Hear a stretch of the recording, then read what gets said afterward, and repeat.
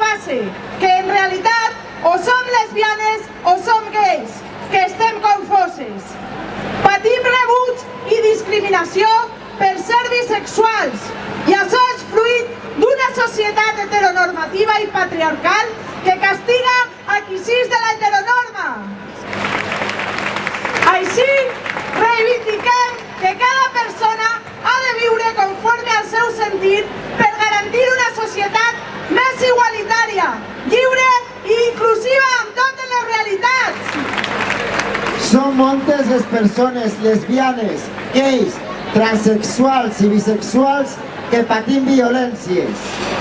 Per això, avui denunciem que pràcticament la meitat dels xiquets, dels joves, dels adolescents han patit i continuen patint assetjament als centres escolars.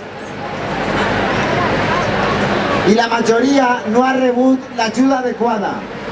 Moltes d'ells i d'elles han intentat suïcidar-se en algun moment de la seva vida per acabar amb el turment que suposa el rebuig social.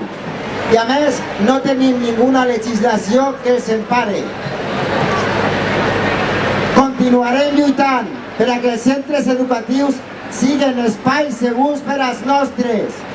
Demanem formació i protocols per al professorat que es permet abordar la diversitat sexual, familiar i de gènere amb qualitat. Encara que al País Valencià és un tema que afortunadament tenim resolt, exigim que es posi fi a la discriminació que patim en algunes comunitats en l'accés als tractaments de reproducció assistida mitjançant la sanitat pública. És un dret emparat per la llei i no pot ser soscavat per no tindre parella masculina. També exigim major compromís en el foment i la protecció de la salut sexual de les dones que tenim sexe amb dones i que les polítiques d'igualtat es tinguen en compte la realitat de les dones lesbianes, bisexuals i transsexuals. Les persones trans es veien sotmeses a una discriminació constant en diferents àmbits de la vida. Aquesta discriminació pot arribar a derivar en l'assassinat o el suïcidi. La nostra determinació en la nostra identitat no és considerada de la mateixa manera que la no trans o cisexual i ens obliguen a passar per uns tràmits mèdics i jurídics per a que es tinga com a vàlida.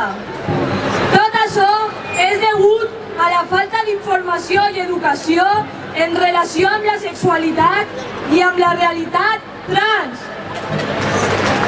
Tanmateix, exigim formació específica en matèria trans per al personal mèdic.